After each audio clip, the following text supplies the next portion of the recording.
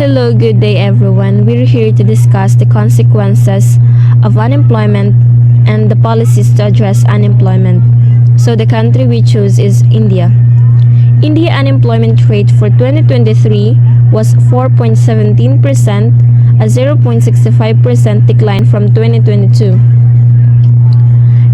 The Indian economy has not been able to create enough remunerative jobs in the non-farm sectors for new educated youth labor force entrants, which is reflected in the high and increasing unemployment rate. It is according to International Bank. And here are some types of unemployment in India. These are the types of unemployment in India. Number one is disguise unemployment. This situation is when the numbers of unemployed individuals is more than needed. So, kami ito yan, kanang kadagan og empleyado but the needs is gamay la. So, number two is seasonal unemployment. These types of unemployment is according to different seasons of the year. Amo niyan, common siya sa agricultural but the problems in India kada 1 year lahira nag-harvest. Structural unemployment. This is a situation that arises when the employment opportunities available don't match with an individual skills. Asya ini an may ka skills nga dira nagmamatch ang imo trabaho, like ang imo skill kay makarat ka mag-welding pero ang imo trabaho nag-anak ka bakery. Cyclical unemployment. This is common in a capitalist economy and thus not the case in India. If daghan ang kuhaon nga trabahante pagbagsak sa economy, tas ang economy mo taas, pantanggalan ang uban or ang pantanggalan ng mga trabahante or ibanan. Frictional unemployment.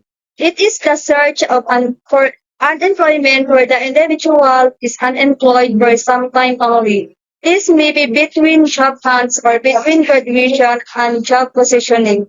This is voluntary as they are making their own decision to leave and join. So, ang frictional is matawag siya ang frictional is mawagtangan na noon o trabaho tungod sa sige nila. Pamiling og trabaho nga suitable sa ilahang natunan nga course. Vulnerable employment. This is a situation when there is no legal job to back up job security. So, ang ganito, vulnerable employment is kanang gi-recruit sila, wala sila gipakita ng mga papeles. These are the consequences of unemployment in India. 1. Increase of crime level. 2. Loss of competitiveness in world economy. 3. Social unrest and political instability. Number 4. Low standard of living. 5. Increase in poverty and inequality. And the last one is low minimum wage and burden in government finance due to ever increasing burden subsidies. Policy to address unemployment. The government has started various skill development programs, infrastructure, investment, labor reforms, and sector-specific initiatives. These are the policy to address unemployment in India. First, Integrated Rural Development Program or IRDP. It was launched in 1980 to create full employment opportunities in rural areas. Second, training of rural youth for self-employment or TRISEM. This scheme was started in 1979 to help unemployed rural youth between the age of 18 and 35 years to acquire skills for employment. Priority was given to SC or ST youth and women. Mahatma Gandhi National Rural Employment Guarantee Act. This employment scheme that was launched in 2025 to provide social security guarantee a minimum of 100 days of paid work per year. This act provides the right to work to people. Din Dayal Antyodaya Yojana is a scheme implemented by the Ministry of Rural Development.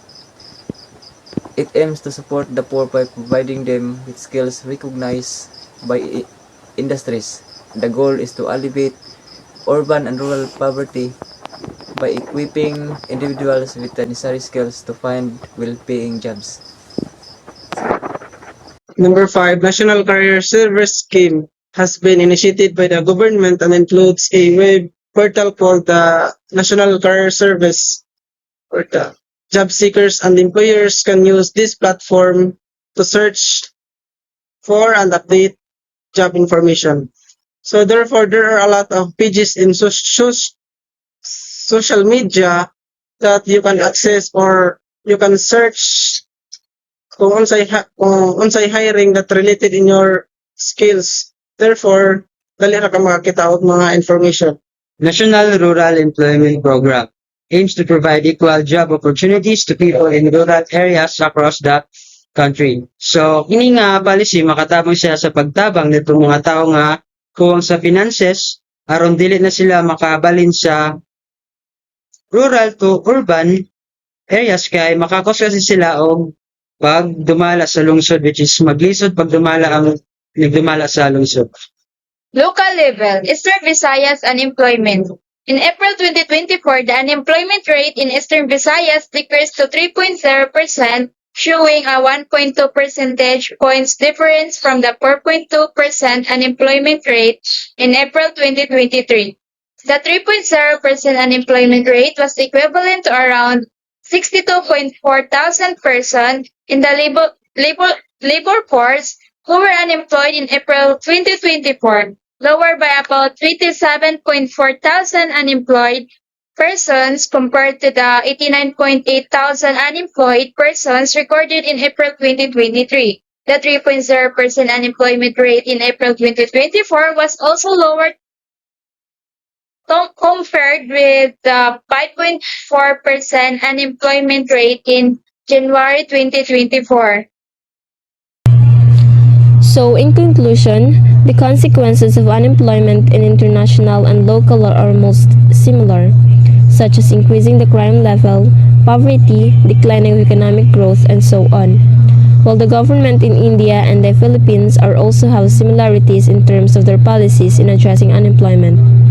These are the training programs for youth and other unemployed people in the country, and also providing jobs for those who are unemployed. And this is the references that we used in our report. That's all, and thank you.